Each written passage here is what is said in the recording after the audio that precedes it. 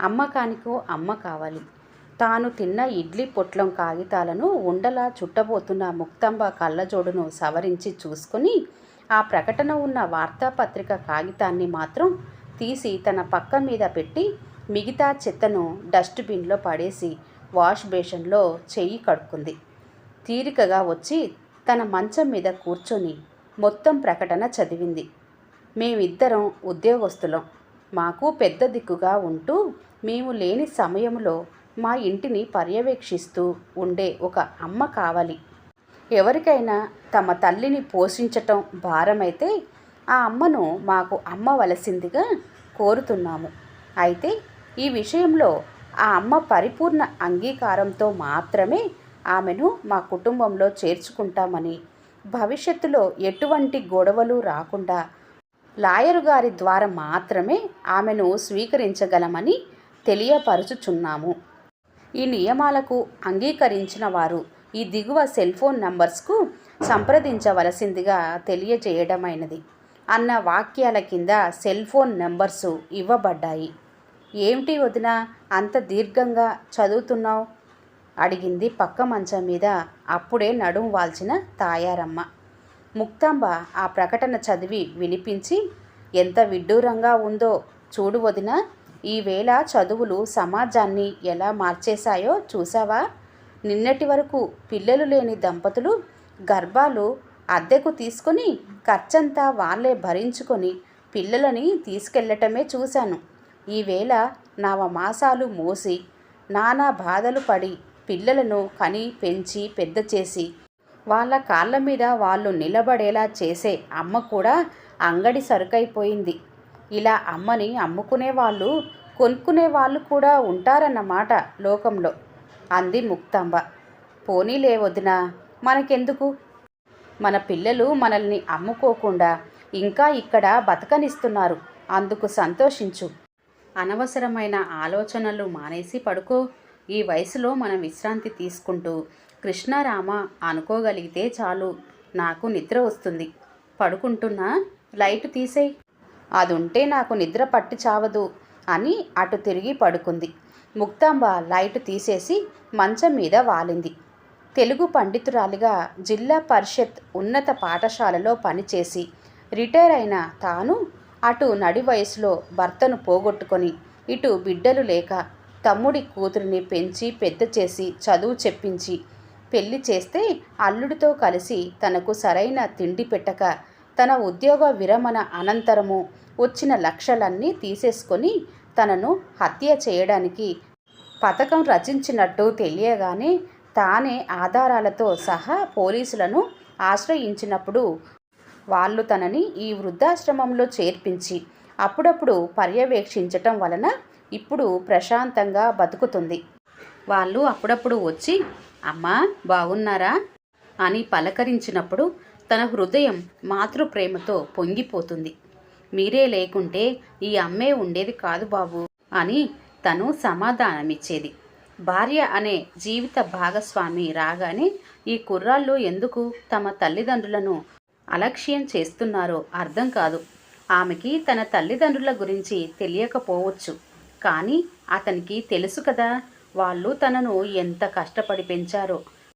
ఆ కనీస జ్ఞానం లేని పిల్లలు సమాజంలో తయారు కాబట్టే ఈనాడు వృద్ధాశ్రమాల అవసరం వచ్చింది.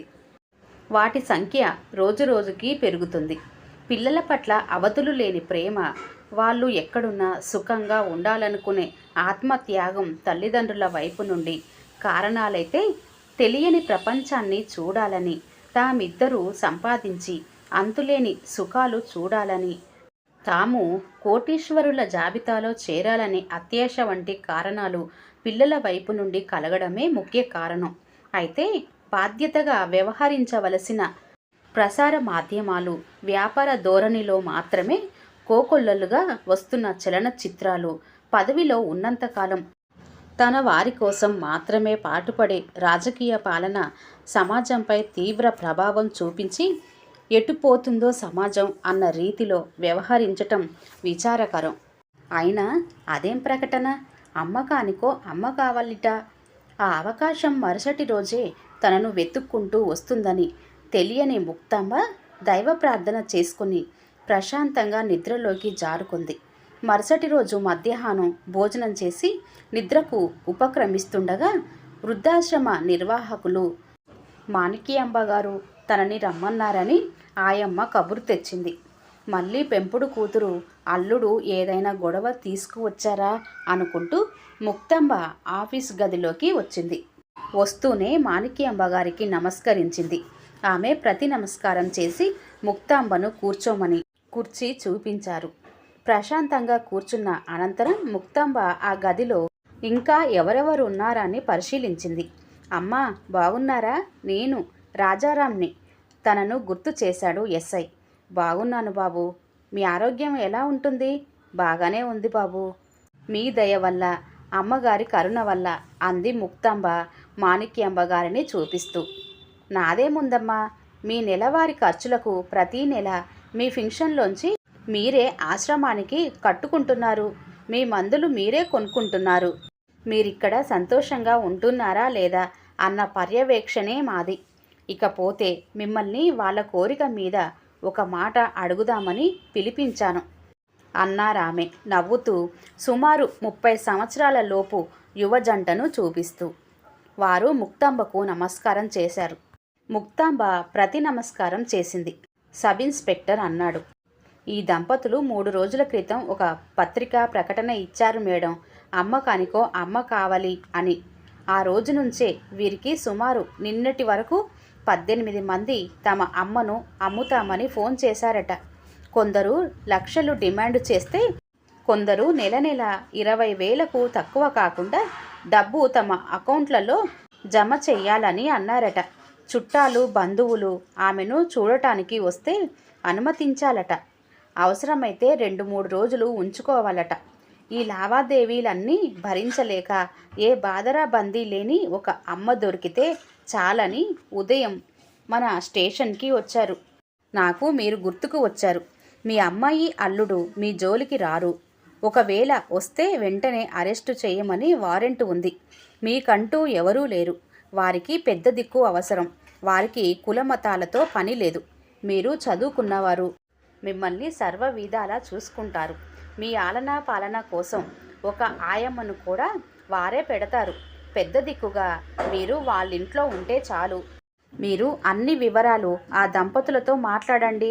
మీకు ఇష్టమైతే లాయర్ ద్వారా అగ్రిమెంటు అటు మేడం, ఇటు మా సమక్షంలో వ్రాసుకుందాము. మీరు అక్కడ అడ్జస్ట్ కాలేకపోయినా, ఏమాత్రం ఇబ్బంది పడినా వెంటనే తిరిగి ఈ ఆశ్రమానికి వచ్చేయవచ్చు. ముక్తాంబ మరేమీ ఆలోచించలేదు. ఉద్యోగంలో చేరినప్పటి నుంచి నేను కొత్త ప్రదేశాలనేవి చూడలేదు. కొత్త వాతావరణం అన్నా, కొత్త మనుషులన్నా నాకు చాలా ఇష్టం. వారి నుండి మనం తెలుసుకునే విషయాలు అనేకం ఉంటాయి. నా సాహచర్యం వాళ్ళకి ఉపయోగపడుతుంది అంటే అంతకన్నా అదృష్టం నాకు లేదు. పేకాట ఆడేటప్పుడు మనకు అవసరం లేని ముక్కను తీసి పడేస్తాం. దానితో మన పక్కవాడికే షో కావచ్చు. ఈ లోకంలో మనకు కావలసిన దాని గురించి తాపత్రయపడటం అక్కర్లేనిది నిరభ్యంతరంగా వదిలేయటమే మానవ నైజం. అన్ని విషయాలు మాణిక్యాంబ గారు మీరు చూస్తారు. నాకేమీ అభ్యంతరం లేదు. అందరూ తీవ్రంగా చర్చించి ఒక ఒప్పందానికి వచ్చాక లాయర్ గారి సమక్షంలో అగ్రిమెంట్ మీద ఆ యువ దంపతులు ముక్తాంబ సంతకాలు పెట్టారు. ఎస్ఐ మాణిక్యాంబ గారు సాక్షి సంతకాలు చేశారు. అమ్మా అంటూ వచ్చిన అతని పక్కనే ఆంటీ అంటూ ఆ అమ్మాయి కూడా వచ్చి ముక్తాంబ పాదాలకు నమస్కరించారు. మీతో కొత్త జీవితం మనందరికీ ఆనందంగా ఉండాలని కోరుకుందాం బాబు అని మనస్ఫూర్తిగా ఆశీర్వదించింది ముక్తాంబ. అనంతరం ఆమె సామాను వారిద్దరూ స్వయంగా సర్ది తీసుకొని కారులో పెట్టారు. తన గదిలో తనకు ఉన్న ఒక్కగానొక్క తోడు ఇలా హఠాత్తుగా వెళ్ళిపోతుండడంతో తాయారమ్మ ముందు నిర్ఘాంతపోయి తర్వాత శూన్యమైన మనసుతో ముక్తాంబకు వీడ్కోలు చెప్పి కన్నీళ్లతో అంది, ఎప్పుడైనా నన్ను తలుచుకోవదినా, నేనెలాగూ రాలేను. నువ్వు అప్పుడప్పుడు వస్తూ ఉండు. ఆప్యాయంగా ఆమె కన్నీళ్లు తుడిచి మనసారా కౌగిలించుకొని వాళ్లతో బయలుదేరింది ముక్తాంబ. ముక్తాంబ వాళ్ళ ఇంటికి వచ్చి 15 రోజులు దాటింది. అందమైన విశాలమైన డూప్లెక్స్ హౌస్లో గ్రౌండ్ ఫ్లోర్లో దేవుడి గది పక్కన ఆమెకు గది ఏర్పాటు చేశారా దంపతులు. వాళ్ళు పైన ఉంటారు. ఇద్దరు సాఫ్ట్వేర్ ఉద్యోగస్తులే. ఉదయం లేస్తూనే అతను జాగింగ్కి వెళ్తాడు. ఆమె లేచి పూజ చేస్తుంది. వచ్చాక అతను స్నానం చేసి పేపరు చదువుతాడు. ఆమెకు టిఫిన్ తయారు చేయటంలోనూ వంటలోనూ సాయం చేస్తాడు. నేను చేస్తాను బాబు అని ముక్తాంబ అంటే, ప్రతి పండుగ రోజున మీదే ఆ అవకాశం అమ్మా అనేశారు ఇద్దరు. అమ్మ కోసం ఓ ప్రత్యేక ఆయను పెట్టారు. ఆమె ఉదయమే వచ్చి ముక్తాంబ గది పక్క బట్టలు మార్చి గదంతా అద్దంలా శుభ్రం చేసి ఆమెకు తోడుగా సాయంత్రం ఆ దంపతులిద్దరూ ఆఫీస్ నుండి వచ్చాక మాత్రమే వెళ్తుంది. ఒకవేళ లేట్ అయితే అతను కారులో తీసుకెళ్ళి ఆమె ఇంటి దగ్గర దింపుతాడు. పనమ్మాయి వాళ్ళు ఆఫీస్కి వెళ్ళిపోయాక వచ్చి అంట్లు తోమేసి మిగతా ఇల్లంతా శుభ్రపరిచి వెళ్ళిపోతుంది. ఇదంతా ఆయమ్మ పర్యవేక్షణలో జరుగుతుంది. సాయంత్రం ఆ దంపతులు వచ్చాక ఒకరోజు గుడికి, ఒకరోజు పార్కుకు, సినిమాకు, ఒకరోజు రవీంద్ర భారతిలో సంగీత సాహిత్య కార్యక్రమాలకి తీసుకువెళ్తారు. ఎవరికి ఆ కార్యక్రమం నచ్చకపోయినా ఇంటికి వచ్చేస్తారు. ఒకవేళ వాళ్ళు రావటం లేటైతే ఆ రోజు మాత్రమే భక్తి శ్రీ వెంకటేశ్వర భక్తి ఛానల్ కార్యక్రమాలు చూస్తుంది ముక్తాంబ. టీవీ సీరియల్స్ చూడవచ్చు కదమ్మా, ఆఫీస్ నుండి అప్పుడే వచ్చిన అతను అడిగాడు. వద్దు నాన్న, అవి చూస్తే కలిసి ఉందాం అనుకొని అగ్రిమెంట్ పత్రాలు కూడా రాసుకున్నామనో ఖచ్చితంగా విడిపోతాం. ముక్తాంబ మాటలకు అతని కళ్ళెందుకో చెమర్చాయి. బాబు, నిన్ను బాధ పెట్టానా నాన్న అంది ఆమె ఆతృతతో అతని దగ్గరగా వచ్చి. లేదమ్మా లేదు అంటూ ఆమెను 2 జబ్బలు పట్టుకొని సోఫాలో కూర్చోబెట్టి అతను నేల మీద కూర్చుంటూ, అమ్మా, ఒక్క 10 నిమిషాలు మీ ఒళ్ళో తల పెట్టుకొని పడుకోవచ్చా అమ్మా అని అడిగాడు. బాబు, ఎంత మాట, రా నాన్న రా. ముక్తాంబకు మాతృహృదయంలో నిగూఢమైన ప్రేమ ఒక్కసారిగా పొంగుకు వచ్చింది. అతను ఆమె ఒడిలో తల పెట్టుకొని కళ్ళు మూసుకున్నాడు. బట్టలు మార్చుకు వచ్చిన ఆమె అతని పక్కన కూర్చొని తల నిమురుతూ అంది, పాపం, ఆఫీస్ రాజకీయాలతో ఈ మధ్య చాలా బాధపడుతున్నారు ఆంటీ. కష్టపడి పనిచేస్తున్నా కూడా తోటివారు ఓర్వలేకపోతున్నారు. పైరవీలు చేసి పై అధికారుల చేత తిట్టించటం నేర్చుకున్నారు. కొందరైతే నువ్వొక్కడివేనా పనిచేసే పోటుగాడివి అని కొందరు ముఖం మీదే అంటున్నారట. నేనైతే అక్కడే సమాధానం చెప్పేస్తాను, ఊరుకోను. కానీ ఈయన చిన్న బాధను కూడా తట్టుకోలేరు పాపం అంది అతని జుట్టులోకి వేళ్ళు సున్నితంగా పోనిచ్చి తల నిమురుతూ. పోనీలేమ్మా, ఏ కర్రకి నిప్పు ఉంటే ఆ కర్రే కాలుతుంది. మనం నిర్వర్తించే ధర్మంలో లోపం ఉండకూడదు అంది అతని వీపు రాస్తూ. 10 నిమిషాలు అన్న అతను అరగంట అలాగే ఉండిపోయాడు. ముక్తాంబకు కాళ్ళు తిమ్మిరెక్కుతాయేమో అని ఆమె అతన్ని మెల్లగా లేపింది. అతను మెల్లగా కళ్ళు తెరిచి, అమ్మ ఒడిలో ఉండే ఈ హాయిని దూరం చేసుకునే వాళ్ళు చాలా దౌర్భాగ్యులమ్మా అని నెమ్మదిగా లేచి తన గదిలోకి వెళ్ళిపోయాడు ఆమె చెయ్యి పట్టుకొని.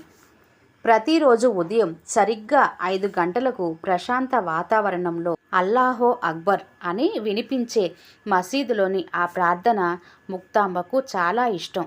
అలాగే ప్రతి ఆదివారం ఉదయం 9 గంటల నుంచి మధ్యాహ్నం 1 గంట వరకు దగ్గరున్న చర్చిలోంచి వినిపించే మధుర భక్తి గీతాలు, ఫాదర్ సందేశం కూడా.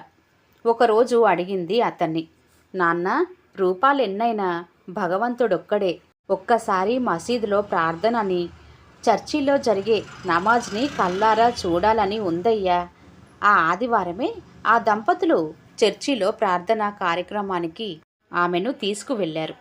ప్రశాంత వాతావరణంలో సాగిన ఆ కార్యక్రమాన్ని వీక్షించి చివరగా దక్షిణ కూడా వేసి యేసు ప్రభువుకు నమస్కరించుకుంది ముక్తాంబ. మసీదులో జరిగే ప్రార్థనకు స్త్రీలకు ప్రవేశం ఉండదమ్మా, ఆ కోరిక తీర్చలేనందుకు మన్నించు అన్నాడతను. దాని బదులు చార్మినార్ దగ్గరున్న మహాలక్ష్మి గుడికి తీసుకెళ్ళి చూపించాడు. జీవితంలో మరెక్కడికి తిరగనేమో అనుకున్న తన గొంగలి పురుగు జీవితానికి సీతాకొక చిలుక లాంటి జీవితమిచ్చిన ఆ దంపతులను సర్వదా కాపాడు తల్లి అని లోకమాతను మనస్ఫూర్తిగా ప్రార్థించింది ఆవిడ. మార్చి నెలలో ఉగాది నాడు ఉగాది పచ్చడితో పాటు గారెలు వడలు చేసింది ముక్తాంబ. ఏప్రిల్ నెలలో అన్నవరం సత్యదేవుని కళ్యాణానికి వెళ్ళారు. మే నెలలో హనుమాన్ జయంతి నాడు అప్పాలు చేసింది. జూన్ నెలలో రంజాన్ పండుగ నాడు న్యూస్ పేపర్లో చూసి ముస్లిం వంటకాలు చేసింది. శ్రావణ మాసంలో ఆమె చేత మంగళ గౌరీ వ్రతం పట్టించి 5 ముత్తైదువులకు 4 వారాలు శనగల వాయనం ఇప్పించింది. ఆగస్టు 14 సాయంత్రం షాపింగ్కు తీసుకువెళ్ళి తమ ముగ్గురికి కొత్త బట్టలు కొన్నాడతను. వాటితో పాటే జాతీయ పతాకం డెకరేషన్ చేయడానికి కలర్ పేపర్స్, బుడగలు అన్నీ కొన్నాడు. ఆ రాత్రి ఇంటికి వచ్చాక టిఫిన్లు చేసి తమ గదిలోకి వెళ్ళబోతున్న వారిద్దరిని పిలిచింది. నాన్న, మిమ్మల్ని ఒక మాట అడగవచ్చా? అడగండమ్మా అన్నాడతను. ఆమె 2 కుర్చీలు తెచ్చివేసింది. వాటిల్లో కూర్చున్నారిద్దరూ. మన ఇంటికి ఎవరూ రారా? అదే, నీ తరపున గాని అమ్మాయి తరపున గాని బంధువులు అడిగింది ముక్తాంబ. అతను ఆమె ముఖం కేసి చూశాడు. ఆమె సొట్టలున్న బుగ్గలు నొక్కులు పడేలా మనోహరంగా నవ్వింది. రారు ఆంటీ, మాకెవరూ లేరు, మేము అనాథలం. ఆ ఒక్క మాటకే ముక్తాంబ కళ్ళల్లో గిర్రున నీళ్లు తిరిగిపోయాయి. బాబూ, నిజమా అని అతని చెంప ఆప్యాయంగా నిమిరింది. అతను అన్నాడు, అవునమ్మా, మా కాలనీలో పెళ్లి కాకుండానే పుట్టిన ఈ అక్రమ సంతానం మాకొద్దు అని పుట్టిన నాడే నిర్దాక్షిణ్యంగా అనాథాశ్రమంలో వదిలివేయబడ్డ ఆడబిడ్డ తను. అదే ఆశ్రమంలో అంతకు 2 ఏళ్ల ముందు ప్రేమించానని చెప్పి అనుభవించి గర్భవతినైన నన్ను పెళ్లి చేసుకోమంటే తన 4 స్నేహితుల చేత రేప్ చేయించి నీ దిక్కున్న చోట చెప్పుకో, ఎవరూ కాపాడకపోతే అల్లాకు మొరపెట్టుకో అని నా కులపు వాడే నన్ను జీవచ్ఛవాన్ని చేశాడు అని అనాథాశ్రమంలో చేరి పురుడు వచ్చాక వాతం కమ్మి మరణిస్తూ నా బిడ్డకు మీరే దిక్కు అని పైలోకాలకు వెళ్ళిపోయిన తల్లికి పుట్టిన అనాథను నేను. అక్కడ ఎంతోమంది పిల్లలు ఉన్నా తనతో నాకు బాగా స్నేహం కుదిరింది. స్కూల్లో చేరాక పోటీ పడి చదివాము. 10వ తరగతిలో ప్రతిభా అవార్డులు వచ్చిన మాకు బహుమతి ప్రదానం చేయటానికి వచ్చిన ఒక ఆయన ఎంతవరకు చదువుకుంటే అంత ఖర్చు తాను భరిస్తానని చదివించారు. ఆయన మాటలు నిలబెట్టుకుంటూ మేమిద్దరం ఐఐటిలో సీటు సాధించాం. చదువు పూర్తి అవ్వకుండానే మాకు క్యాంపస్ సెలెక్షన్ వచ్చింది. తాను చేసిన దాతృత్వానికి తగిన ఫలితం లభించిందని ఎంతో సంతోషపడిన ఆ మహానుభావుడు అన్ని విధాలా ఒకరికొకరు పరిపూర్ణంగా అర్థం చేసుకున్న మీరు వివాహం ఎందుకు చేసుకోకూడదు అని ప్రశ్నించారు. ఆయన సమక్షంలోనే మేము పెరిగిన అనాథాశ్రమంలోనే మా పెళ్లి జరిగింది. మా దురదృష్టం, పెళ్ళి అయిన నెలలోనే ఆయన క్యాన్సర్తో కన్నుమూశారు. 5 ఏళ్లుగా సంపాదిస్తున్న మాకు లేనిది అమ్మ ప్రేమ ఒక్కటే. అందుకే ఆ ప్రకటన ఇచ్చాము. మిమ్మల్ని అమ్మగా పొందాము. ఈ కథంతా ఆ రోజే చెబుదామని అనుకున్నాం. కానీ మీరు వెంటనే మరే ఆలోచన లేకుండా మాతో రావడానికి ఇష్టపడడంతో ఆ మాటే మరచిపోయాం.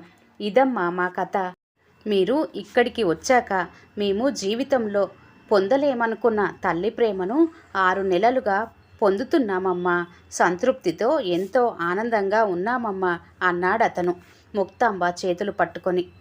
ముక్తాంబ తల్లి మనసు పులకించిపోయింది.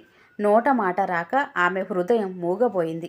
బాబూ, అమ్మా, ఇది ఏ జన్మ బంధంరా అని మాత్రం అనగలిగింది. ఆ రాత్రి ఆమె హాయిగా నిద్రపోయింది. 5 గంటలకే లేచి స్నానం చేసి గదిలోంచి బయటకు వచ్చిన ముక్తాంబ ఆశ్చర్యపోయింది. ఇల్లంతా రంగురంగుల పేపర్ కటింగ్స్తో, బుడగలతో అలంకరించబడి ఉంది. అందమైన రంగవల్లులతో ఆవరణంతా కలకలలాడిపోతుంది. ఆయమ్మ కూడా రావడంతో ముక్తాంబ కిచెన్లో పనిలో పడింది. సరిగ్గా 10 నిమిషాల తక్కువ 7కి అమ్మా రండి, ఆయా నువ్వు కూడా రా అని ముక్తాంబ భుజాలు పట్టి వీధిలోకి తీసుకువచ్చాడు అతను. అప్పటికే ఆయా చేతిలో పువ్వులున్న పళ్ళెంతో వాకిలిలో సిద్ధంగా ఉంది. మెట్ల పక్కన ఉన్న జాగలో మీరు చేసే పతాక ఆవిష్కరణకు నేను సిద్ధం అన్నట్లు ఒక ఇనుప కమ్మికి పైన ముడుచుకున్న జాతీయ పతాకం కనిపించింది. సరిగ్గా 7 గంటలకు ముక్తాంబ చేత పతాకావిష్కరణ చేయించాడు అతను. సర్వీస్లో ఉండగా కూడా పొందని అదృష్టం. జాతీయ గీతం ఆలపించి సెల్యూట్ చేశారందరూ. అక్కడ కుర్చీలో ఉన్న జాతీయ నాయకుల పటాల ముందు పూలు చల్లారు. ఆమె అందించిన కళాఖండ్ వారిద్దరి నోటికందిస్తూ, మంచి శుభవార్త తొందరలో చెప్పాలి నాన్న అంది ముక్తాంబ నవ్వుతూ. ఎప్పుడో ఎందుకమ్మా, ఇప్పుడే వినండి. మీరు వచ్చిన వేళ విశేషం. మీ కోడలికి ఇప్పుడు 3వ నెల. నవ్వుతూ ఆమె బుగ్గలు చిదిమిన ముక్తాంబతో పాటు ఎక్కడెక్కడో పుట్టి ఒకరి కోసం ఒకరు బతుకుతున్న వారిని చూసి జాతీయ పతాకం నవ్వుతూ ఎగరసాగింది. కథ ఇంతటితో సమాప్తమండి. కథ పేరు అమ్మ కానికో అమ్మ కావాలి.